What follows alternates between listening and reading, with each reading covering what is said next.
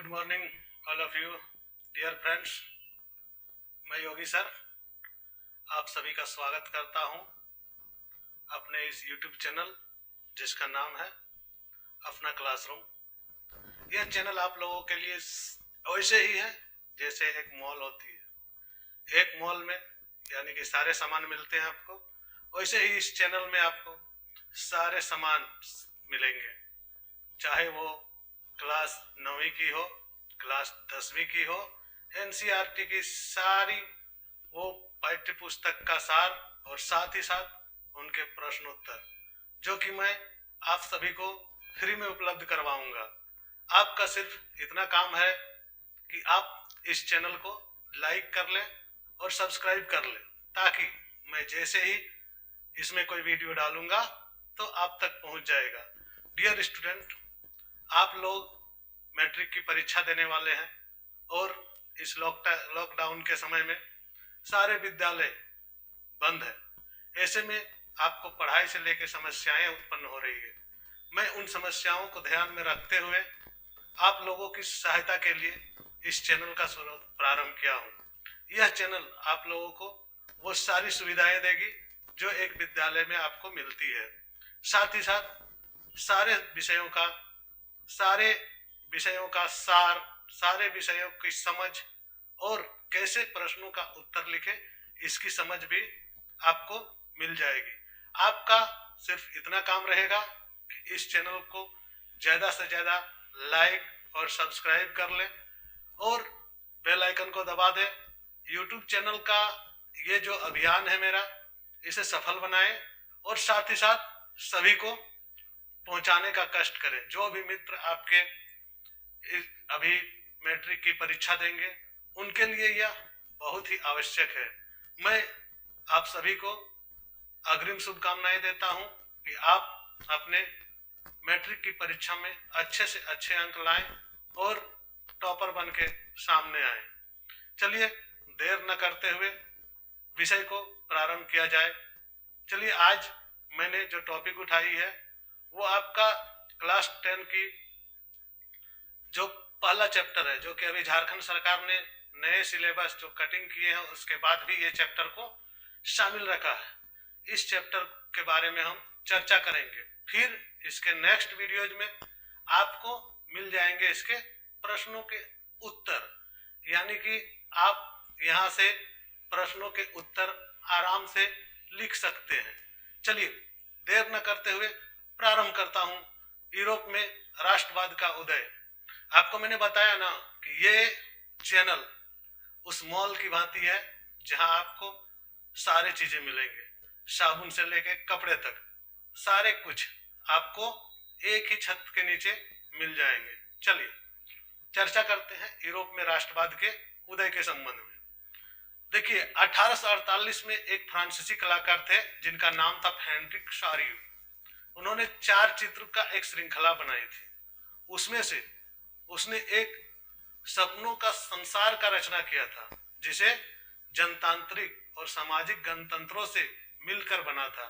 इस श्रृंखला के पहले चित्र को, जैसे कि आप पिक्चर में देख रहे हैं, पहले चित्र को आप देखें कि इसमें यूरोप और अमेरिका के लोगों को दिखाए गए हैं। सभी उम्र और सामाजिक वर्गों के स्त्री पुरुषों की एक लंबी कतार में स्वतंत्रता की एक प्रतिमा का चित्र है इसमें, जो कि देख रहे हैं यहाँ पे। स्वतंत्रता की एक प्रतिमा की वंदना करते हुए जा रहे हैं। आपको याद होगा कि फ्रांसीसी क्रांति के दौरान कलाकार स्वतंत्रता को महिला का रूप प्रदान किया करते थे। यहाँ भी आप ज्ञानोदय की मशाल को पहचान सकते हैं, जो उसके एक हाथ में है और दूसरे में मनुष्य के अधिकारों का घोषणा पत्र, यानी कि मनुष्य के अधिकारों का, जिसे मैग्ना कार्टा कहा जाता है। प्रतिमाओं के सामने जमीन पर निरंकुश संस्थानों को ध्वस्त अवशेष बिखरे हुए हैं। जो निरंकुश सत्ता था उसका अवशेष ध्वस्त हो गया, निरंकुश सरकार, और आपका ये जो गणतंत्र है वो खिलकर सामने आएगा। पर जमीन पर जो निरंकुश था, इसे कल्पना दर्श भी कहा जाता है, यानी कि यूटोपिया। यूटोपिया मतलब होता है कल्पना दर्श, कल्पना की बातें। में दुनिया के लोगों को अलग राष्ट्रों के समूहों में बांटे हुए हैं, जिनकी पहचान उनके कपड़ों और राष्ट्रीय पोशाक से होती है। स्वतंत्रता की मूर्ति से कहीं आगे इस जुलूस का नेतृत्व कर रहे हैं संयुक्त राज्य अमेरिका और स्विट्जरलैंड, जो तब तक राष्ट्र राज्य बन चुके थे। फ्रांस की क्रांतिकारी तिरंगे से पहचाना जा सकता है, प्रतिमा के पास अभी अभी पहुंचा है और उसके पीछे जर्मनी के लोग हैं जो काला, लाल और सुनहरा झंडा थामे हैं। यह दिलचस्प है कि जिस समय सरयू ने यह छवि निर्मित की, जर्मनी के लोग तब तक एक संयुक्त राष्ट्र का हिस्सा नहीं बने थे। जो झंडा वे थामे हुए हैं वह 1848 की उदारवादी उम्मीदों की अभिव्यक्ति है, जिनमें अनेक जर्मन भाषी रियासतों को एक प्रजातांत्रिक संविधान के अंतर्गत एक राष्ट्र राज्य के गठित करने की चाह थी। जर्मन लोगों के बाद ऑस्ट्रिया, दो सिसिलियों की राजशाही, लोम्बार्डी, पोलैंड, इंग्लैंड, आयरलैंड और हंगरी, इसे याद रखेंगे। राजशाही जो शासन था, लोम्बार्डी, पोलैंड, इंग्लैंड और आयरलैंड, हंगरी और रूस। ऊपर स्वर्ग से ईसा मसीह, संत, फरिश्ते इस दृश्य में अपनी नजर जमाए हुए हैं। चित्रकार ने इसका इस्तेमाल दुनिया के राष्ट्रों के बीच भाईचारे के प्रतीक के रूप में किया है। चित्रकार ने क्या किया? इसका इस्तेमाल दुनिया के भाईचारे के रूप में किया है। इस अध्याय में कई विषय उठाए जाएंगे जिनकी काल्पनिक अभिव्यक्ति है। सौर्यू ने चित्र 1 में की थी। 19वीं सदी के दौरान राष्ट्रवाद एक ऐसी ताकत बनकर उभरा जिसने यूरोप की राजनीतिक और मानसिक जगत में भारी परिवर्तन ला दिए थे। इन परिवर्तनों से अंततः यूरोप के बहुराष्ट्रीय वंशीय साम्राज्यों में स्थान पर राष्ट्र राज्य, साम्राज्यों के स्थान पर नया शब्द है राष्ट्र राज्य का उदय हुआ। यूरोप में लंबे समय से एक ऐसी आधुनिक राज्य की गतिविधियां और विचार विकसित हो रहे थे जिसमें स्पष्ट रूप से परिभाषित क्षेत्र पर संप्रभुता वो शक्ति होती है जिससे लोग अपने फैसले स्वयं ले सकते हैं। एक केंद्रीय शक्ति थी, लेकिन राष्ट्र राज्य में न केवल उसके शासकों का बल्कि उसके अधिकांश नागरिकों में एक साझा पहचान का भाव और साझा इतिहास या विरासत की भावना थी। साझेपन का यह भावना अनंत काल से नहीं थी, यह संघर्षों और नेताओं तथा आम लोगों के सरगर्मियों से निर्मित हुई थी। यानी कि उन लोगों ने जो जगाया था समाज को, उसका परिणाम था कि आज एक राष्ट्र राज्य की कल्पना लोग कर रहे थे। यह अध्याय उन विविध प्रक्रियाओं पर प्रकाश डालेगा जिनके तहत 19वीं सदी के यूरोप में राष्ट्र राज्य और राष्ट्रवाद अस्तित्व में आए। चलिए अब हम चर्चा करते हैं फ्रांसीसी राज्य क्रांति। लेकिन इसके पहले हम दो शब्द को जानते हैं। निरंकुशवाद क्या होता है? निरंकुशवाद ऐसी सरकार या शासन व्यवस्था है जिसकी सत्ता पर किसी प्रकार का कोई अंकुश नहीं होता है। इतिहास में ऐसी राजशाही सरकारों को निरंकुश सरकार कहा जाता है, जो अत्यंत केंद्रीकृत, सैन्य बल पर आधारित और दमनकारी सरकारें होती थी। और एक शब्द आए थे, हमने जो देखा था, यूटोपिया, कल्पनादर्श। एक ऐसे समाज की कल्पना जो इतना आदर्श है कि उसका साकार होना लगभग असंभव होता है। क्योंकि उस दौरान ऐसी सत्ता थी जो निरंकुश थे और लोग यूटोपिया यानी कि कल्पना दर्श करते थे कि काश ऐसे समाज का निर्माण होता जो हमारे सभी सपनों को साकार करता और एक संविधान के नीचे सभी समान होते। चलिए जनमत संग्रह के बारे में बात करते। जनमत संग्रह एक प्रत्यक्ष मतदान था जिसके जरिए एक क्षेत्र के सभी लोगों से एक प्रस्ताव को स्वीकार या अस्वीकार करने के लिए पूछा जा सकता था। एक प्रश्न आप लोगों ने देखा, रेनन की समझ के अनुसार एक राष्ट्र की विशेषताओं का संक्षिप्त विवरण दे। उसके मतानुसार राष्ट्र क्यों महत्वपूर्ण था। आपके देखिए यहाँ अर्नेस्ट रेनन के राष्ट्र क्या है इसके बारे में बताया गया। ये कौन थे अर्नेस्ट रेनन? फ्रांसीसी दार्शनिक थे जो 1823 से 92 ने 1892 में सेवनन विश्वविद्यालय में दिए एक व्याख्यान मतलब होता लेक्चर के राष्ट्र की अपनी समझ को प्रस्तुत किया था। बाद में यह व्याख्यान एक प्रसिद्ध निबंध के रूप में छपा जिसका शीर्षक था राष्ट्र क्या है, क्वेस्ट सी वन नेशन। इसको हम जर्मन शब्द है इसलिए आपको समझने में इसका हिंदी अर्थ होता है राष्ट्र क्या है। इस निबंध में रेनन अन्य लोगों द्वारा प्रस्तावित इस विचार की आलोचना करता है कि राष्ट्र समान भाषा, नस्ल, धर्म या क्षेत्र से बनता है। यानी कि एक भाषा, एक धर्म, एक नस्ल, एक क्षेत्र से बनता है। एक राष्ट्र लंबे प्रयासों, त्याग और निष्ठा का चरम बिंदु होता है। शौर्य, वीरता से युक्त अतीत, महान पुरुषों के नाम और गौरव यह वह सामाजिक पूंजी है जिस पर एक राष्ट्रीय विचार आधारित होता है। अतीत के समान गौरव का होना, वर्तमान में एक समान इच्छा संकल्प का होना, साथ मिलकर महान काम करना और आगे ऐसे काम करने की इच्छा एक जनसमूह में होना, ये बहुत ही आवश्यक है एक राष्ट्र को बनाने के लिए। व्यापक एकता है, इसका अस्तित्व रोज होने वाला जनमत संघर्ष है। प्रांत उसके निवासी है। अगर सलाह लिए जाने का किसी को अधिकार है तो वह निवासी ही है, यानी कि जनता को अधिकार है। किसी देश का विलय करने या किसी देश पर उसकी इच्छा के विरुद्ध कब्जा जमाए रखने में एक राष्ट्र की वास्तव में कोई दिलचस्पी होती नहीं है। राष्ट्रों का अस्तित्व में होना एक अच्छी बात है, बल्कि यह एक जरूरत भी है। उनका होना स्वतंत्रता की गारंटी है, और अगर दुनिया में केवल एक कानून और उसका केवल एक मालिक होता है तो स्वतंत्रता का लोप हो जाता है। चलिए अब हम फ्रांसीसी क्रांति और राष्ट्र के विचार के बारे में बात करते हैं। यहाँ आप देखें जर्मन पंचांग है, दो दिखाए गए हैं पंचांग का मुख्य पृष्ठ, जिसको पत्रकार एंड्रियस रेबमान ने 1798 ईस्वी में डिजाइन किया था। यह फ्रेंच बास्तिल के क्रांतिकारी भीड़ के प्रवेश के चित्र को उसके मिलते जुलते किले की बगल में बनाया गया है। यह किला जर्मन फ्रांस कैसल में निरंकुश शासन के गढ़ के रूप में एकत्रित है। इस चित्र के साथ एक नारा दिया गया, लोगों को अपनी आजादी मुट्ठी में कर लेनी चाहिए, यानी आजादी मुट्ठी में होनी चाहिए। रेबनान एक पत्रकार था जो मेंस नामक शहर में रहता था। वह जर्मन जैकोबिन गुट का सदस्य था। अभी जैकोबिन गुट से संबंधित और बातें हम लोग पढ़ेंगे। चलिए फ्रांसीसी क्रांति और राष्ट्र का विचार पर हम लोग चर्चा करते हैं। फ्रांसीसी क्रांति और राष्ट्र का विचार। राष्ट्रवाद की पहली स्पष्ट अभिव्यक्ति, देखिए ये बहुत ही इंपॉर्टेंट है, आपको हमेशा आता है, कंपटीशन में भी आता है।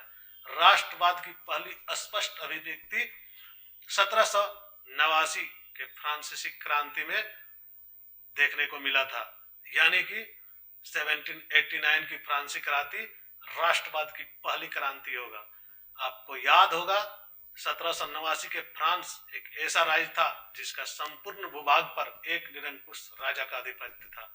एक निरंकुश राजा का आधिपत्य था। फ्रांसीसी क्रांति से जो राजनीतिक और संवैधानिक बदलाव हुए थे, उनसे संप्रभुता राजतंत्र से निकलकर फ्रांसीसी नागरिकों के समूह में हस्तांतरित हो गई। क्रांति ने घोषणा की कि अब लोगों द्वारा राष्ट्र का गठन होगा और वे ही उसकी नियति तय करेंगे, यानी कि लोकतंत्र बहाल होगा। प्रारंभ से ही फ्रांसीसी क्रांतिकारियों ने ऐसे अनेक कदम उठाए जिससे फ्रांसीसी लोगों का एक सामूहिक पहचान की भावना पैदा हो सकती थी। पितृभूमि एक और नागरिक जैसे विचारों ने एक संयुक्त समुदाय के विचार पर बल दिया, जिसे एक संविधान के अंतर्गत समान अधिकार प्राप्त थे।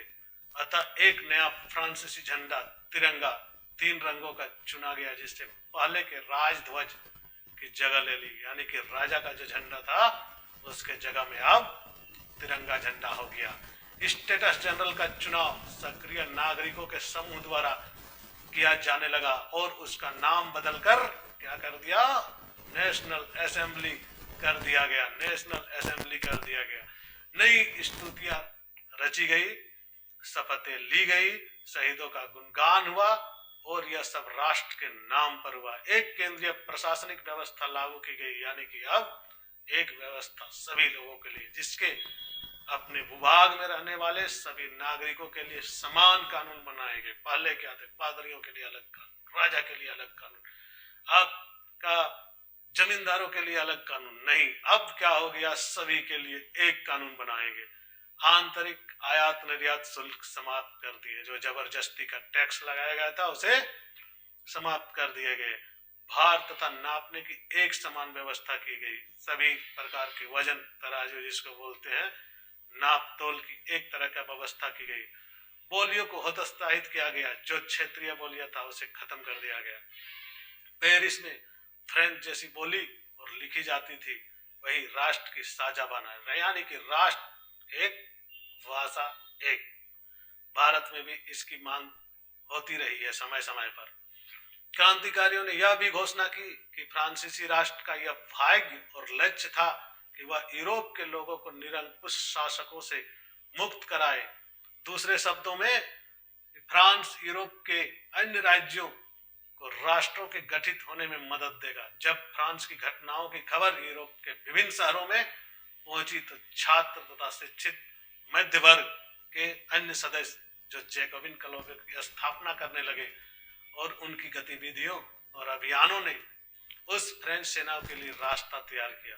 1790 के दशक में हॉलैंड, बेल्जियम, स्विट्जरलैंड और इटली के बड़े इलाकों में ये जैकोबियन क्रांतिकारी लोग घुस गए। क्रांतिकारी युद्धों के शुरू होने के साथ ही फ्रांसीसी सेनाएं राष्ट्रवाद के विचार को विदेशों में ले जाने लगी। नेपोलियन के नियंत्रण में जो विशाल क्षेत्र आया, वहां उनके ऐसे अनेक सुधारों की शुरुआत हुई जिन्हें फ्रांस के पहले ही आरंभ किया जा चुका था। फ्रांस के राजतंत्र को वापस लाकर नेपोलियन ने निसंदेह वहां प्रजातंत्र को नष्ट किया था। अब ऐसी नहीं है जो कि होगा, मगर प्रशासनिक क्षेत्र में नेपोलियन ने कई सुधार भी किए थे ताकि पूरी व्यवस्था के अंतर्गत तर्कसंगत और कुशल बन सके। 1804 में नेपोलियन ने नागरिक संहिता घोषित की, जिसे आमतौर पर हम लोग क्या बोलते हैं, 1804 में, ऑब्जेक्टिव याद रखें, 1804 में नेपोलियन ने अपनी संहिता बनाई थी, जिसे नेपोलियन संहिता, नेपोलियन कोड भी कहीं कहीं लिखते हैं, नेपोलियन कोड के नाम से जाना जाता है। जन्म पर आधारित विशेषाधिकार को समाप्त कर दिया। उन्होंने क्या किया था, जो राजा का बेटा राजा होगा उस अधिकार को समाप्त कर दिया था। उसने कानून के समक्ष बराबरी और संपत्ति के अधिकार को सुरक्षित बनाया। इस संहिता को फ्रांसीसी नियंत्रण के अधीन क्षेत्रों में भी लागू किया गया। डच गणतंत्र, स्विट्जरलैंड, इटली, जर्मनी में नेपोलियन की प्रशासनिक विभाजनों को सरल बनाया और सामंती व्यवस्था को खत्म किया और किसानों का जो भूदासत्व बना दिया गया था, दास बना दिया गया था कि काम करो लेकिन अनाज जमींदार ले लेंगे, और जमीन जागीरदारी शुल्कों से मुक्ति दिलाई। शहरों में भी कारीगरों के श्रेणी संघों के नियंत्रण को हटा दिया गया। यातायात और संचार व्यवस्थाओं को सुधारा गया। किसानों, कारीगरों, मजदूरों और नए उद्योगपतियों ने नई नई मिली आजादी चखी। उद्योगपतियों ने खास तौर पर सामान बनाने वाले लघु उत्पादक यह समझने लगे कि एक समान कानून, मानक भार तथा नाप, एक राष्ट्रीय मुद्रा से एक इलाके से दूसरे इलाके में वस्तुओं और पूंजी के आवागमन में सहूलियत होगी। देखिए, ज़ेब्रकेन जर्मनी में स्वतंत्रता का वृक्ष का रोपण किया था। जर्मन के एक चित्रकार थे कार्ल स्केपर प्रिचर्ड द्वारा एक रंगीन चित्र बनाया गया था, जिसमें फ्रेंच सेनाओं ने ज़ेब्रकेन शहर में कब्जा किया था। अपने नीली, सफेद और लाल पोशाकों से पहचाने जाने वाले ये फ्रांसीसी सैनिकों के दमनकारियों के रूप में प्रस्तुत किया गया है, जो कि एक किसान की गाड़ी को छीनते हुए कुछ युवा महिलाओं को तंग कर रहे हैं और एक किसान के घुटने टेकने के पर मजबूर कर रहे हैं। स्वतंत्रता के वृक्ष लगाई जा रही पट्टी पर जर्मन में लिखा है, उसका अनुवाद है, हमें आजादी और समानता ले लो, यह मानवता का आदर्श रूप है। मानवता का आदर्श रूप क्या है? हमें आजादी और समानता ले लो, यह मानवता का आदर्श रूप है। यह फ्रांसीसियों के इस दावे का व्यंग है कि वे जिस इलाकों में जाते थे वहां राजतंत्र का विरोध कर मुक्तिदाता बन जाते थे, लेकिन जीते हुए इलाकों में स्थानीय लोगों की फ्रांसीसी शासन के प्रति मिलीजुली प्रतिक्रियाएं थी। शुरुआत में अनेक स्थानों पे जैसे हॉलैंड, स्विट्जरलैंड और साथ ही कई शहरों में ब्रसेल्स, मैंच, मिलान, बारसा फ्रांसीसी सेनाओं का स्वतंत्रता का तोहफा देने वालों की तरह स्वागत किया गया।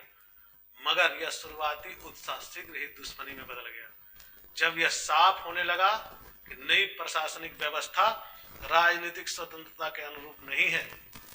बढ़े हुए कर, सेंसरशिप और बाकी यूरोप को जीतने के लिए फ्रेंच सेना में जबरन भर्ती से हो रहे नुकसान प्रशासनिक परिवर्तनों से मिले फायदों से कहीं ज्यादा नजर आने लगे थे। यानी कि प्रशासनिक फायदा जितना था उससे ज्यादा उन लोगों को नुकसान मिल रहे थे। चलिए आप चर्चा करते हैं यूरोप में राष्ट्रवाद का निर्माण। यूरोप में राष्ट्रवाद का निर्माण किस प्रकार से हुआ इस बारे में चर्चा करते हैं। यूरोप में राष्ट्रवाद का निर्माण, अगर आप 18वीं सदी के यूरोप के नक्शे को देखेंगे, जैसे कि हमने ऊपर में दिखाया था, यूरोप का ये नक्शा था, रूसी साम्राज्य इधर है, ये यूरोप है, ठीक है। तो उसी के बारे में बताया जाता है कि जैसा कि आपने 18वीं सदी के यूरोप के नक्शे को देखें तो उसमें वैसे राष्ट्र राज्य नहीं मिलेंगे जैसे कि आज है। वर्तमान नक्शा से बहुत ही अलग किस्म का नक्शा था। आज हम जर्मनी, इटली और स्विट्जरलैंड के रूप में जानते हैं, वे तब राजशाहियों, डचियों और कैंटनों में बटे हुए थे जिनके शासकों का स्वायत्त क्षेत्र थे। पूर्वी और मध्य यूरोप निरंकुश राजतंत्रों के अधीन थे और इन इलाकों में तरह तरह के लोग रहते थे। वे अपने आप को एक सामूहिक पहचान या किसी मानक संस्कृति का भागीदार नहीं मानते थे। अक्सर वे अलग अलग भाषाएं बोलते थे और विभिन्न जातीय समुदाय के सदस्य थे, एक तरह से नहीं रहते थे। उदाहरण के तौर पर ऑस्ट्रिया में हंगरी का शासन करने वाला हैब्सबर्ग साम्राज्य के अलग अलग क्षेत्रों में जनसमूह के जोड़कर बना लिया था। ऐसे ही एल्पस, रेटॉल, ऑस्ट्रेलिया, सुडेनलैंड जैसे इलाकों में साथ साथ बोहेमिया भी शामिल था, जहां कुलिनबर्ग में जर्मन भाषा बोलने वाले ज्यादा लोग थे। हैब्सबर्ग साम्राज्य में लॉम्बार्डी और वेनेशिया जैसे इतालवी भाषी प्रांत भी शामिल थे। हंगरी में आधे लोग मैग्यार भाषा बोलते थे, जबकि बाकी प्रांत भी शामिल थे। हंगरी के आधे लोग मैग्यार भाषा बोलते थे, बाकी लोग अन्य भाषा बोलते थे। गालिसिया में कुलिनबर्ग लोग पोलिश भाषा बोलते थे। इनका प्रभावशाली समूहों के अलावा हैब्सबर्ग साम्राज्य की सीमा रेखाओं के भीतर भारी संख्या में खेती करने वाले लोगों के अधीन में अव्यवस्था में रहते थे। जैसे उत्तर में बोहेमियन और स्लोवाक, कार्नियोला, स्लोवेन्स, दक्षिण में प्रोएट तथा पूरब की तरफ ट्रांसवेलियन रहने वाले रोमन लोग। ऐसे फर्क राजनीतिक एकता को आसानी से बढ़ावा देने वाले नहीं था। इस तरह के समूहों को आपस में बांधने वाला तत्व क्या था? केवल सम्राट के प्रति सबकी निष्ठा थी और कुछ नहीं था। राष्ट्रवाद और राष्ट्र राज्य का विचार कैसे उभरा इस बारे में चर्चा करेंगे। इसके पहले हम कुछ महत्वपूर्ण तिथियों को देख लेते हैं। 1797 नेपोलियन का इटली पर हमला। नेपोलियन ने इटली पर हमला कर दिया। कब? 1797 में। 1814 से 15 के बीच में नेपोलियन का पतन हो गया और साथ ही वियना में एक संधि हुई। 1881 में 21 में यूनानी स्वतंत्रता के लिए संघर्ष प्रारंभ हुआ। 1848 में क्या हुआ? फ्रांस में क्रांति, आर्थिक परेशानियों से ग्रस्त कारीगरी, औद्योगिक मजदूरों और किसानों ने बगावत कर दी। मध्य गवर्नर ने संविधान, प्रतिनिधात्मक सरकार का गठन की मांग करने लगे। इतालवी, जर्मन, मैग्यार, पोलिश, चेक आदि राष्ट्र का निर्माण की मांग होने लगी। 1859 से 70 के बीच में इटली का एकीकरण हो गया, बहुत ही इंपॉर्टेंट है। 1866 से 1871 में जर्मन का एकीकरण हो गया, ये भी इंपॉर्टेंट है। और 1905 में ओटोमन साम्राज्य में स्लो राष्ट्रवाद मजबूत होता गया। 1905 में हैब्सबर्ग और ओटोमन साम्राज्यों में। चलिए इन तिथियों को अब कोशिश करें याद रखें, आगे भी आपके काम आएंगे। कुलीन तथा मध्यम वर्ग क्या थे, किस स्थिति में थे, इस बारे में हम चर्चा करते हैं। सामाजिक और राजनीतिक रूप से जमीन का मालिक कुलीन वर्ग था, यानी कि उनकी स्थिति बहुत ही बढ़िया थी। यूरोपीय महाद्वीप में सबसे प्रभुत्वशाली वर्ग था। इस वर्ग के सदस्य का साझा जीवन शैली से बंधे हुए थे जो क्षेत्रीय विभाजनों के आर पार व्याप्त थी। वे ग्रामीण इलाकों में जायदाद और शहरी हवेलियों के मालिक थे। राजनीतिक कार्यों के लिए वह उच्च वर्गों के बीच फ्रेंच भाषा का प्रयोग करते थे। उनके परिवार अक्सर वैवाहिक संबंधों में आपस में जुड़े होते थे, मगर यह शक्तिशाली कुलीन वर्ग संख्या के लिहाज से एक छोटा सा, यानी कि एक छोटा वर्ग एक बहुत बड़े वर्ग पर शासन कर रहा था। और जनसंख्या में जो अधिकतम लोग थे वो क्या थे? आपके किसान थे। पश्चिम में ज्यादातर जमीन पर किराएदार और छोटे काश्तकार खेती करते थे, जबकि पूर्वी और मध्य यूरोप की भूमि विशाल जागीरों में बटी थी, जिस पर भूदास भूदास जो पर था, हमने थोड़ा देर पहले चर्चा की थी, भूदास खेती करते थे। पश्चिमी और मध्य यूरोप के हिस्सों में औद्योगिक उत्पादन और व्यापार में वृद्धि से शहरों का विकास और वाणिज्यिक वर्गों का उदय हुआ, जिनका अस्तित्व बाजार के लिए उत्पादन पर टिका था। वे उत्पादन करते तभी निर्माण होता, बाजार उन्हीं से चलते। इंग्लैंड में औद्योगिकरण 18वीं सदी के दूसरे भाग में हो गया था, क्योंकि इंडस्ट्रियलाइजेशन जो होते हैं, औद्योगिकरण को बोलते हैं इंडस्ट्रियलाइजेशन, उस टाइम हो चुका था। तो स्वाभाविक है कि मांग बढ़ेंगे, लेकिन फ्रांस और जर्मनी के राज्यों के कुछ हिस्सों में यह 19वीं शताब्दी के दौरान ही हुआ। इस प्रक्रिया के फलस्वरूप क्या हुए? नए सामाजिक समूह अस्तित्व में आए। श्रमिक वर्ग के लोग और मध्य वर्ग जो उद्योगपतियों, व्यापारियों और सेवा क्षेत्र के लोग से बने थे। मध्य और पूर्वी यूरोप में इन समूहों का आकार 19वीं सदी के अंतिम दशक तक छोटा था। कुलीन विशेषाधिकारों की समाप्ति के बाद शिक्षित और उदारवादी वर्ग मध्य वर्गों में के बीच राष्ट्रीय एकता के बीच विचार लोकप्रिय होने लगे। राष्ट्रीय एकता के विचार लोकप्रिय होने लगे। उदारवादी राष्ट्रवाद के क्या मायने हैं? क्या मायने थे उस टाइम उदारवादी राष्ट्रवाद के? लिबरल क्या था? यूरोप में 19वीं सदी के शुरुआती दशकों में राष्ट्रीय एकता से संबंधित विचार उदारवाद के करीब से जुड़े थे। उदारवाद यानी लिबरलाइजेशन शब्द लैटिन भाषा के मूल लीवर पर आधारित है। लातिन लिखे, लैटिन समझिएगा, आधारित है। इसका अर्थ है आजाद। नए मध्य वर्ग के लिए उदारवाद का मतलब था व्यक्ति के लिए आजादी और कानून के समझ सबकी बराबरी। यानी कि उदारवाद का मतलब क्या आएगा? उदारवाद का मतलब हो गया आपका सबका बराबरी और आजादी। राजनीतिक रूप से उदारवाद एक ऐसी सरकार पर जोर देता है जो सहमति से बनी हुई, यानी कि चुनाव हुआ।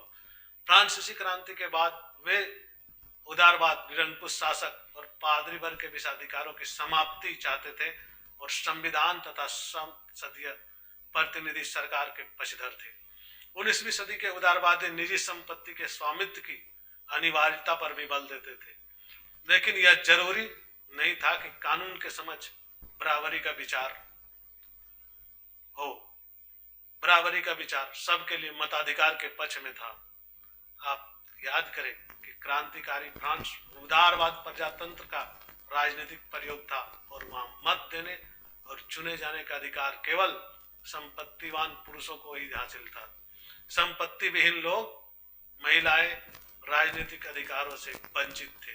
केवल थोड़े समय के लिए जैकोबिन शासक के समय सभी वयस्क पुरुषों को मताधिकार प्राप्त हुआ था, लेकिन नेपोलियन की संहिता पुनः सीमित मताधिकार वापस कर दी थी। यानी कि नेपोलियन ने फिर से सीमित मताधिकार को ही लागू कर दिया था। उसने महिलाओं और अवयस्क को दर्जा देते हुए महिलाओं को भी अवयस्क का दर्जा दिया। मतलब अवयस्क मतलब 18 साल से कम उम्र का, उन्हें पिताओं और पतियों के अधीन कर दिया। यानी कि उनको क्या क्या गुलाम बना दिया एक तरह से कि आप या तो पति के अधीन है, या तो आप पतियों के अधीन है, या तो आप पिता के अधीन है। संपूर्ण 19वीं सदी तथा 20वीं सदी के आरंभिक वर्षों में महिलाओं और संपत्ति विहीन पुरुषों में समान राजनीतिक अधिकारों की मांग करते हुए विरोध में आंदोलन करते लगे।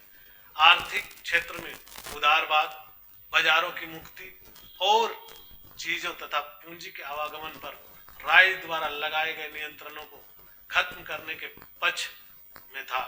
19वीं सदी के दौरान उभरते हुए मध्य वर्गों की यह जोरदार मांग थी। हम 19वीं सदी के पहले भाग में जर्मनी भाषी इलाकों का उदाहरण ले सकते हैं। नेपोलियन के प्रशासनिक कदमों के अनगिनत छोटे प्रदेशों से 39 राज्यों का महासंघ बनाया। 13 राज्यों का एक महासंघ बना लिया था। इनमें से प्रत्येक की अपनी मुद्रा और अपनी नापतोल प्रणाली थी। 1833 में हैम्बर्ग ने न्यूरेमबर्ग जाकर अपना माल बेचने वाले एक व्यापारी को 11 सीमा शुल्क नाकों से गुजरना पड़ा था।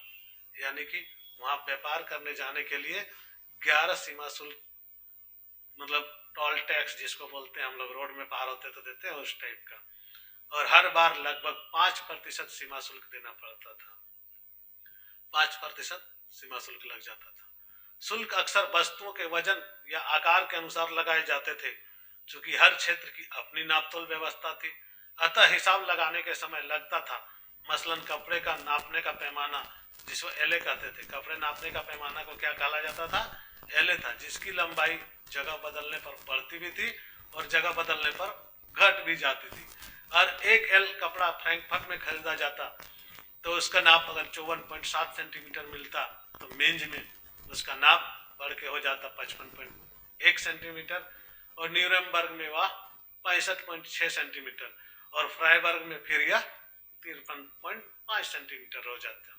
नए वाणिज्यिक वर्ग ऐसी परिस्थितियों को आर्थिक विनियमन और विकास में बाधक मानते हुए ऐसी एकीकृत आर्थिक क्षेत्र के निर्माण के पक्ष में तर्क दे रहा था जहां वस्तु लोगों की पूंजी का आवागमन बाधित हो।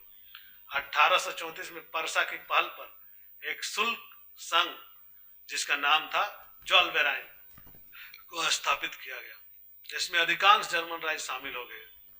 इस संघ ने शुल्क अवरोधों को समाप्त कर दिया और मुद्राओं की संख्याओं को 2 कर दी, जो पहले 30 से ऊपर थी। इसके अलावा रेलवे के जाल ने गतिशीलता की बढ़ाई और आर्थिक हितों के राष्ट्रीयकरण में सहायक बनाया। उस समय पनप रही व्यापक राष्ट्रवादी भावनाओं को आर्थिक राष्ट्रवाद की लहर ने मजबूत बनाई। 1815 के बाद एक नया रूढ़िवाद आया। 1815 में नेपोलियन हार गया। एक बहुत बड़ी घटना, नेपोलियन हार गया, और उसके हारने के बाद यूरोपीय सरकारें रूढ़िवाद की भावना से प्रेरित थी। रूढ़िवादी मानते थे कि राज्य और समाज की स्थापित परंपराएं जैसे गणतंत्र, चर्च, सामाजिक उच्च नीच, संपत्ति और परिवार को वैसे ही बनाए रखना चाहिए। फिर भी अधिकतर रूढ़िवादी लोग क्रांति के पहले दौर में वापसी नहीं चाहते थे। नेपोलियन द्वारा शुरू किए गए परिवर्तन से उन्होंने यह जान लिया था कि आधुनिकीकरण राजतंत्र जैसी पारंपरिक संस्थाओं को मजबूत बनाने में सक्षम था। वह राज्य की ताकत को ज्यादा कारगर और मजबूत बना सकता था। एक आधुनिक सेना, कुशल नौकरशाही, गतिशील अर्थव्यवस्था, सामंतवाद और भूदासत्व समाप्ति यूरोप के निरंकुश राजतंत्रों को शक्ति प्रदान कर सकते थे। रूढ़िवाद क्या था? रूढ़िवाद ऐसा राजनीतिक दर्शन है जो परंपरा, स्थापित संस्थानों और रिवाजों पर जोर देता है और तेज बदलावों के बजाय क्रमिक और धीरे धीरे विकास को प्राथमिकता देता है। 1815 में ब्रिटेन, रूस, पर्सा और ऑस्ट्रिया जैसे यूरोपीय शक्तियों ने, जिन्होंने मिलकर नेपोलियन को हराया था, के प्रतिनिधि यूरोप के लिए एक समझौता तैयार करने के लिए वियना में मिले। इस सम्मेलन की मेजबानी ऑस्ट्रिया का चांसलर उस समय कौन था? 1815 में ड्यूक मेटरनिक। इसके प्रतिनिधियों ने 1815 में वियना की संधि की। वियना की संधि कब हुई? ट्रीटी ऑफ वियना 1815 में तैयार किया गया, जिसका उद्देश्य उन कई सारे बदलावों को खत्म करना था जो नेपोलियाई युद्धों के दौरान हुए थे। फ्रांसीसी क्रांति के दौरान हटाए गए बुर्बो वंश को सत्ता में बहाल किया गया। बुर्बो वंश को जो सत्ता से बेदखल करके नेपोलियन ने सत्ता हासिल की थी, उसे फिर से बहाल किया गया। और फ्रांस ने उन इलाकों को खो दिया जिस पर उसने नेपोलियन के अधीन किया था। फ्रांस की सीमाओं कई राज्य कायम कर दिए गए ताकि भविष्य में फ्रांस विस्तार न कर सके। अतः उत्तर में नीदरलैंड का राज्य स्थापित किया गया, जिसे बेल्जियम शामिल था, और दक्षिण में पिडमोंट, जिनेवा जोड़ दिया गया। पर्सा को उसकी पश्चिमी सीमाओं पर महत्वपूर्ण नए इलाके दिए गए, जबकि ऑस्ट्रिया और उत्तरी इटली का नियंत्रण सौंपा गया। मगर नेपोलियन के 39 राज्यों का जो जर्मन महासंघ स्थापित था, उसे बरकरार रखा गया।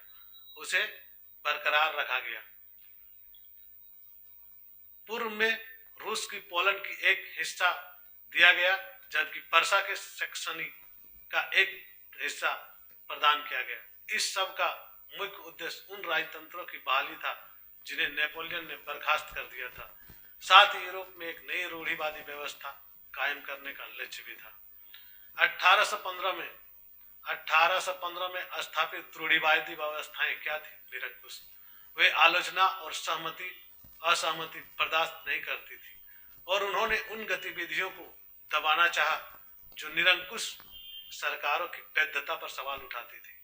ज्यादातर सरकारों ने सेंसरशिप के नियमों बनाए जिनका उद्देश्य अखबारों, किताबों, नाटकों और गीतों में व्यक्त उन बातों पर नियंत्रण लगाना था जिससे फ्रांसीसी क्रांति से जुड़े स्वतंत्रता और मुक्ति के विचार झलकते थे।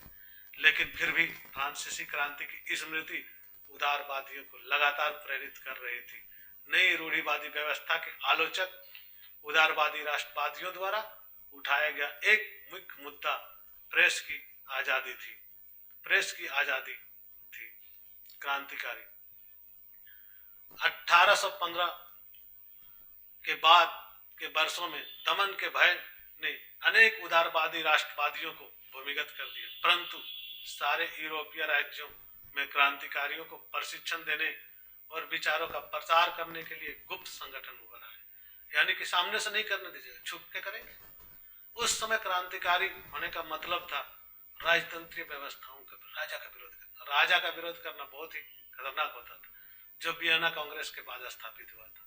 साथ ही स्वतंत्रता और मुक्ति के लिए प्रतिबद्ध होना और संघर्ष करना क्रांतिकारी होने के लिए जरूरी था।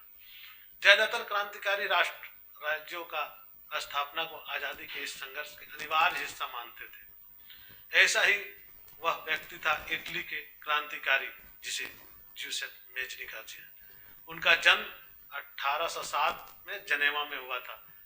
वह कार्बोनरी के गुप्त संगठन का सदस्य बन गया। 24 साल की युवावस्था में लिगुरिया में क्रांति में के लिए उसे बहिष्कृत कर दिया गया। लिगुरिया से उसको भगा दिया गया था। उसके बाद उसने क्या किया था? भूमिगत संगठनों की स्थापना की। पहला था मार्सेई में यंग इटली, आपको पूछा जाएगा आगे क्वेश्चन में है यंग इटली, और दूसरा बर्न में यंग यूरोप, जिसके सदस्य पोलैंड, फ्रांस, इटली और जर्मन के राज्यों में समान विचार देखने वाले युवा थे। मेजनी का विश्वास था कि ईश्वर की मर्जी के अनुसार राष्ट्र ही मनुष्यों का प्राकृतिक इकाई थी, अतः इटली छोटे राज्यों और प्रदेशों के पेबंदों की तरह नहीं रह सकता। उसे जोड़कर राष्ट्रों के व्यापक गठबंधन के अंदर एकीकृत गणतंत्र बनाया ही था। यह एकीकरण ही इटली की मुक्ति का आधार हो सकता है। उसने इस मॉडल को देखा जर्मनी, उसी इटली के एकीकरण के मॉडल को देखा जर्मनी, फ्रांस और स्विट्जरलैंड और पोलैंड में गुप्त संगठन की स्थापना की। इन जगहों में उन्होंने गुप्त संगठन बनाए। मेजनी द्वारा राजतंत्र का घोर विरोध करके और प्रजातांत्रिक गणतंत्रों के अपने स्वप्न रूढ़िवादियों को हरा दिया। मेटरनिख ने उसे हमारी सामाजिक व्यवस्था का सबसे खतरनाक दुश्मन बताया। मेटरनिख ने क्या बोला इसको? हमारी सामाजिक व्यवस्था का सबसे बड़ा दुश्मन।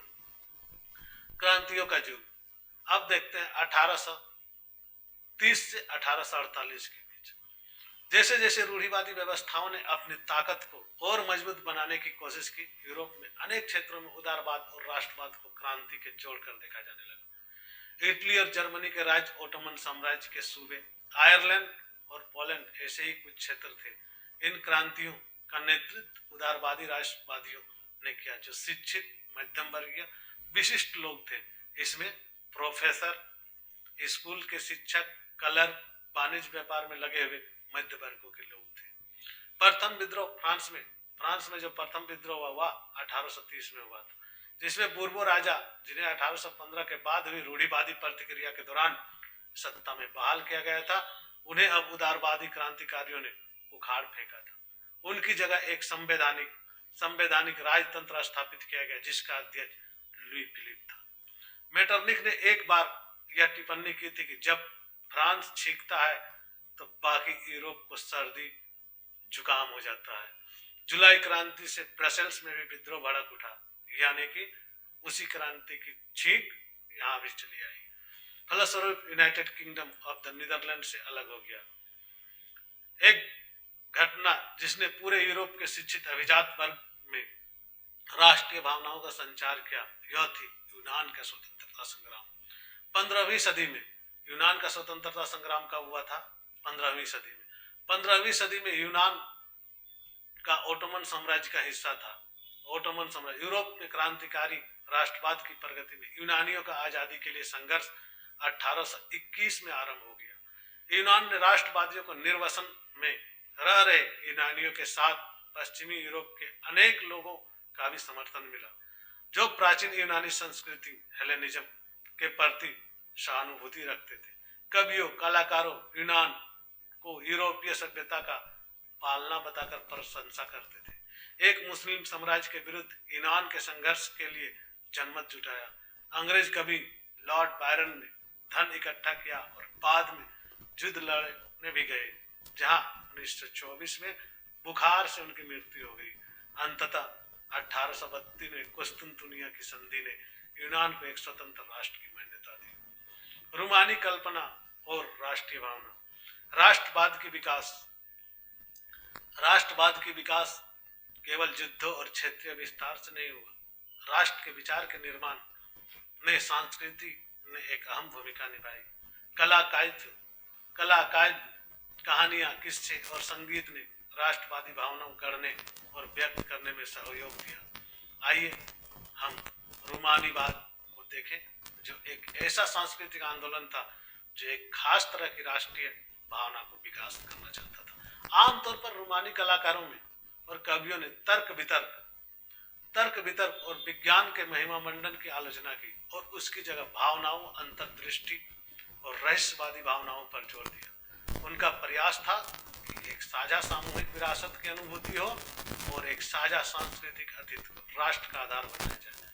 जर्मन दार्शनिक योहान गॉटफ्रीड जैसे रूमानी चिंतक, जर्मन दार्शनिक का नाम क्या था? योहान गॉटफ्रीड। और रूमानी चिंतकों ने दावा किया कि सच्ची जर्मन संस्कृति उसके आम लोगों में निहित थी। राष्ट्र की सच्चाई आत्मा लोकगीतों, जन काव्यों और लोक नृत्यों से प्रकट होती है। इसलिए लोक संस्कृति के इस स्वरूपों को एकत्र और अंकित करना राष्ट्र के निर्माण के परियोजनाओं के लिए आवश्यक था।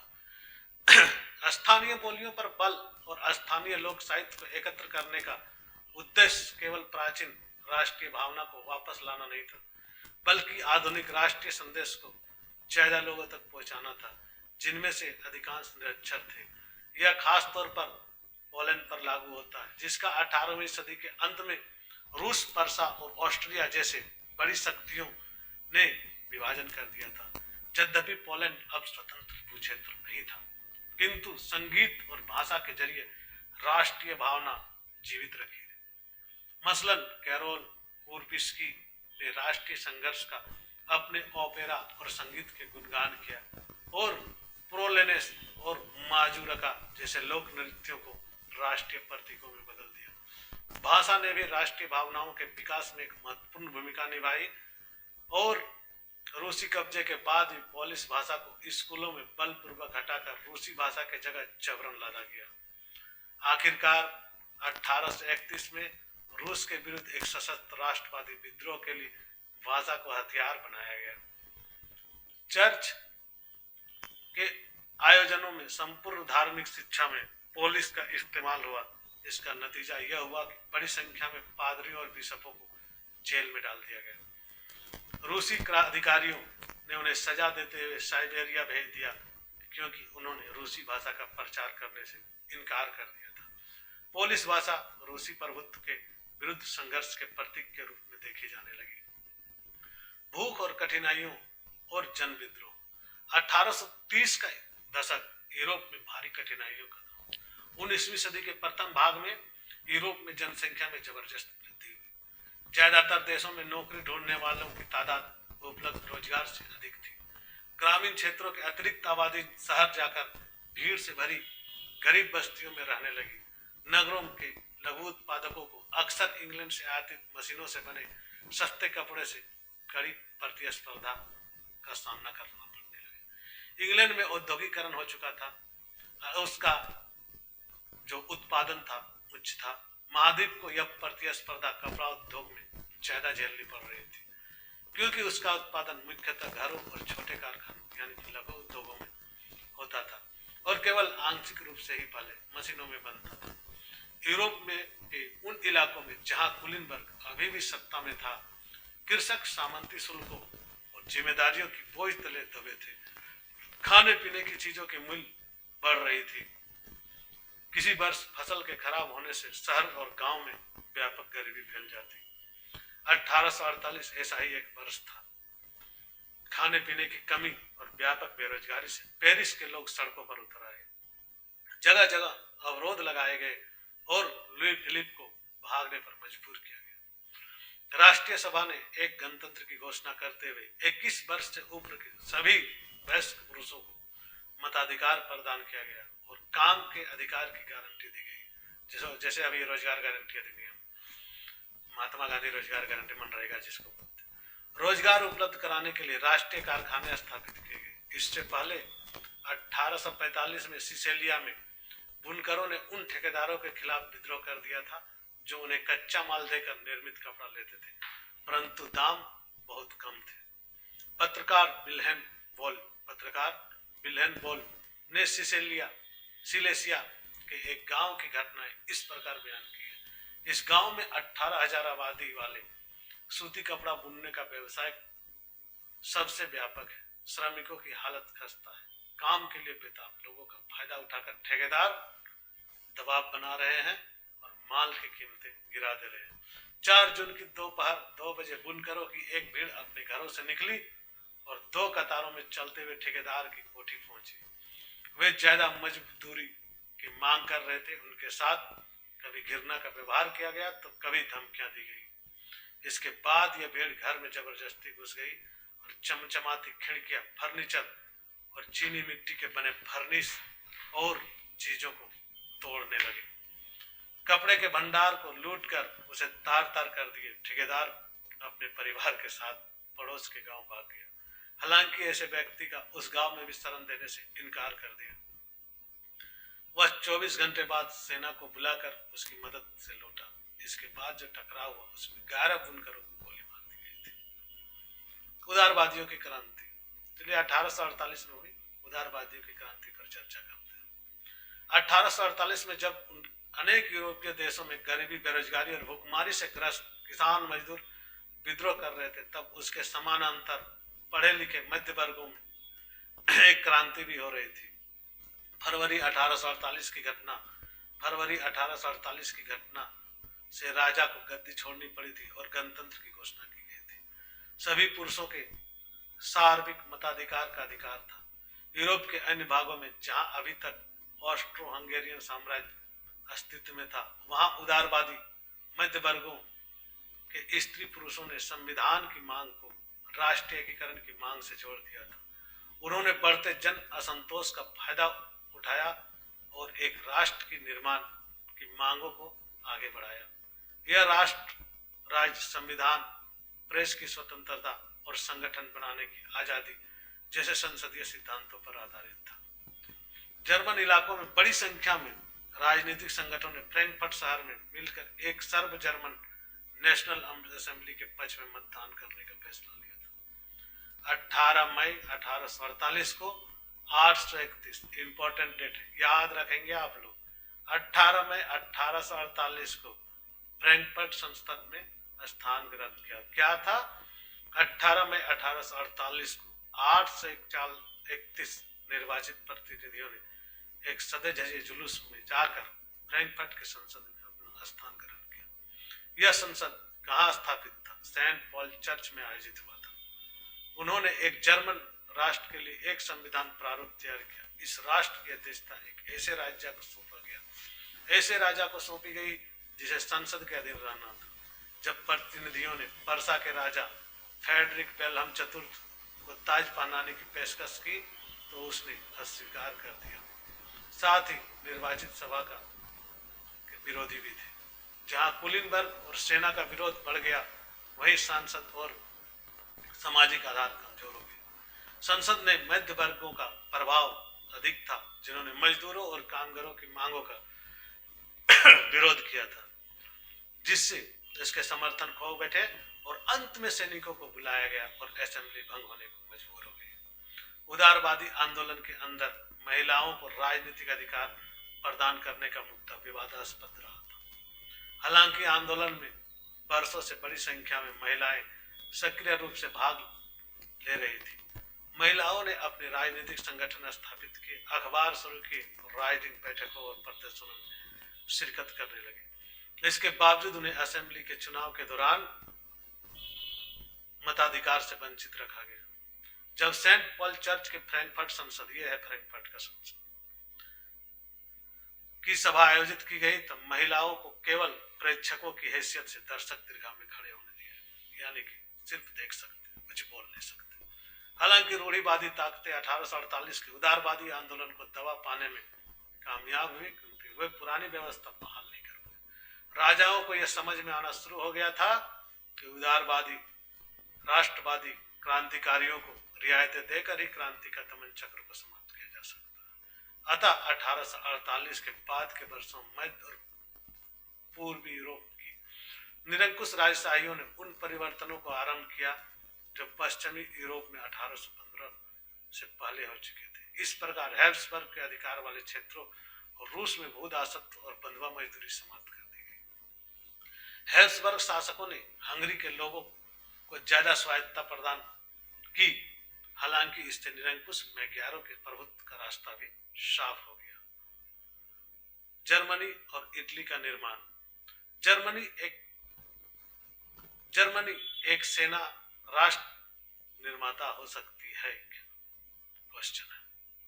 1848 के बाद यूरोप में राष्ट्रवाद का जनतंत्र और क्रांति के अलगाव होने लगा। राज्य की सत्ता बढ़ने और पूरे यूरोप पर राजनीतिक प्रभुत्व हासिल करने के लिए रूढ़िवादियों ने अक्सर राष्ट्रवादी भावनाओं का इस्तेमाल किया। इसे उस प्रक्रिया में देखा जा सकता है जिसने जर्मनी और इटली का एकीकृत होकर राष्ट्र राज्य बना। जैसे आपने देखा, राष्ट्रवादी की भावनाएं मध्य वर्गीय जर्मन लोगों में काफी व्याप्त थी और उन्होंने 1848 में जर्मन महासंघ के विभिन्न इलाकों को जोड़कर एक निर्वाचित संसद का शासित राष्ट्र राज्य बनाने का प्रयास किया था। मगर राष्ट्र निर्माण की यह उदारवादी बात राजशाही और फौज की ताकत ने मिलाकर दबा दी थी। उनका पर्सा के बड़े भूस्वामी जंकर्स ने भी समर्थन किया था। उसके पश्चात पर्सा ने राष्ट्रीय एकीकरण के आंदोलन का नेतृत्व संभाल लिया। उसका प्रमुख मंत्री कौन था? ओटो वन बिस्मार्क इस प्रक्रिया का जनक था, जिसने पर्सा की सेना और नौकरशाही की मदद ली। 7 वर्ष के दौरान ऑस्ट्रिया, डेनमार्क और फ्रांस के 3 युद्धों में पर्सा की जीत हुई और एकीकरण की प्रक्रिया पूरी हुई। 1871 में वर्साय में हुए एक समारोह में पर्सा का राजा विलियम प्रथम को जर्मनी का सम्राट घोषित किया गया। 18 जनवरी 1871 की सुबह बेहद ठंडी थी। जर्मन राज्यों के राजकुमारों, सेना प्रतिनिधियों और प्रमुख मंत्री ओटो वन बिस्मार्क समेत पर्सा के महत्वपूर्ण मंत्रियों की एक बैठक वर्साय के महल में बेहद ठंडे शीश महल में हुई। सभा में पर्सा के काइजर विलियम प्रथम के नेतृत्व नए जर्मन साम्राज्य घोषणा की। जर्मनी में राष्ट्र निर्माण की प्रक्रिया में पर्सा राज्य की शक्ति के प्रभुत्व को दर्शाता था। नए राज्य के जर्मनी में मुद्रा बैंकिंग कानून व्यवस्थाओं आधुनिकीकरण पर काफी जोर दिया गया। पर्सा द्वारा उठाए गए कदम की कार्रवाई बाकी था। जर्मनी के लिए एक मॉडल बन गया। चलिए इटली में चलते हैं। जर्मनी की तरह ही इटली में भी राजनीतिक विघटन का एक लंबा इतिहास था। इटली अनेक वंशानुगत राज्यों तथा बहुत राष्ट्रीय हैब्सबर्ग साम्राज्य में बिखरा हुआ था। अनेक अलग अलग साम्राज्य में बिखरा हुआ था इटली में। 19वीं सदी के मध्य में इटली 7 राज्यों में बटा हुआ था, जिनमें से केवल एक सार्डिनिया पीडमोंट में एक इतालवी राजघराने का शासन था। उत्तरी भाग, जो इटली का उत्तरी भाग था, उसमें ऑस्ट्रिया हैब्सबर्गों के अधीन था। मध्य इलाकों पर पोप का शासन था और दक्षिणी क्षेत्र पे स्पेन के पूर्व राजाओं का अधीन था। इतालवी भाषा ने भी समझ रूप हासिल नहीं किया था और अभी तक उससे विविध क्षेत्रों में स्थानीय रूप में मौजूद थे। 1830 में जोसेफ मेजनी 1830 में जोसेफ मेजनी एकत्रित इतालवी गणराज्य के लिए एक सुविचार कार्यक्रम प्रस्तुत करने की कोशिश की थी। उसने अपने उद्देश्यों के प्रसार के लिए यंग इटली नामक एक गुप्त संगठन बनाए थे। 1831 से 48 में क्रांतिकारियों विरोधों में की असफलता युद्ध के बाद जरिए इतालवी राज्यों को जोड़ने की जिम्मेदारी सीडिया पिडमोंट के शासक इमल द्वितीय पर आ गई। इस क्षेत्र में के शासक अभिजात वर्ग की नजरों में एकीकृत इटली उनके लिए आर्थिक विकास, राजनीतिक प्रभुत्व की संभावनाओं मंत्री प्रमुख काबूर कैमिलो काबूर जिसको बोलते हैं, जिसने इटली प्रदेशों को एकत्रित करने वाले आंदोलनों का नेतृत्व किया था, न तो एक क्रांतिकारी था और न ही राजतंत्र में विश्वास रखने। इतालवी अभिजात वर्ग के तमाम अमीर और शिक्षित सदस्यों की तरह वह इतालवी भाषा का कहीं बेहतर फ्रेंच बोलता। फ्रांस से दुनिया पिडमोंट की एक चतुर कूटनीतिक शक्ति के पीछे काबूर का हाथ था। सर्डिनिया पिडमोंट 1848 में हड़प पाने में कामयाब हो गया। नियमित सैनिकों के अलावा जोसेफ गैरिबाल्डी के नेतृत्व में भारी संख्या में सशस्त्र स्वयंसेवक ने इस युद्ध में हिस्सा लिया। 1860 में वे दक्षिण इटली के 2 सिसिली के राज्य में प्रवेश कर गए और स्पेनी शासकों को हटाने के लिए स्थानीय किसानों का समर्थन पाने में भी सफल रहे। 1861 में इमेनुएल द्वितीय को एकीकृत इटली का राज्य घोषित किया गया, मगर इटली के अधिकांश निवासी, जिसमें निरक्षरता की दर काफी ऊंची थी, अभी भी उदारवादी राष्ट्रवादी विचारधारा से अनजान थे। दक्षिणी इटली में जिन आम किसानों ने गैरिबाल्डी को समर्थन दिया था, उन्हें इटालिया के बारे में भी सुना नहीं था और वे मानते थे कि ला टालिया विक्टर इमेनुएल की पत्नी है। चलिए, आज हमने ये सब देखा, कल इसे हम कंप्लीट करेंगे और राष्ट्र की दृश्य कल्पना को भी देखेंगे और आप लोगों के सिलेबस में जो हटाए गए हैं उन सभी को छोड़ते हुए हम आगे बढ़ेंगे और साथ ही साथ जो पढ़ाए गए उनके प्रश्नोत्तर भी कराएंगे। आप सभी निश्चिंत होकर इस चैनल को लाइक और सब्सक्राइब कर लें ताकि आपको किसी भी प्रकार की असुविधा ना हो पढ़ने में और आप अपने पढ़ाई को इस लॉकडाउन के दौरान भी कंटिन्यू रख सकें। मैं योगेश सर आज आप लोगों को धन्यवाद करता हूं, साथ ही साथ एक वादा भी करता हूं कि प्रत्येक दिन आपको मैं एक वीडियो दूंगा, आप यहाँ देखें। ये है हमारा चैनल जिसे आप अपना क्लासरूम नाम से है, इसे आप लाइक कर लें, सब्सक्राइब कर लें ताकि आपको नए नए वीडियोज मिलते रहेंगे। और देखिए, जहाँ तक बात है कोर्स की, तो कोर्स आप लोगों का एग्जाम के पहले ही मैं कंप्लीट कर दूंगा। आप सभी अच्छे से तैयारी करें, सभी विषय। आज इतिहास से है, इतिहास कंप्लीट होगी, फिर एसएसटी के, फिर साइंस के, फिर आपके मैथ के सारे विषय कंप्लीट हो जाएंगे और इस प्रकार आप लोगों को परीक्षा में किसी प्रकार का दिक्कत नहीं आएगा। हाँ, ध्यान रखें, आपको ये चैनल जो है इसे सब्सक्राइब कर लें ताकि आपको नए नए वीडियोज मिलते रहेंगे। धन्यवाद आप सभी का, आप सभी जुड़ते रहें और ये वीडियो देखते रहें। धन्यवाद।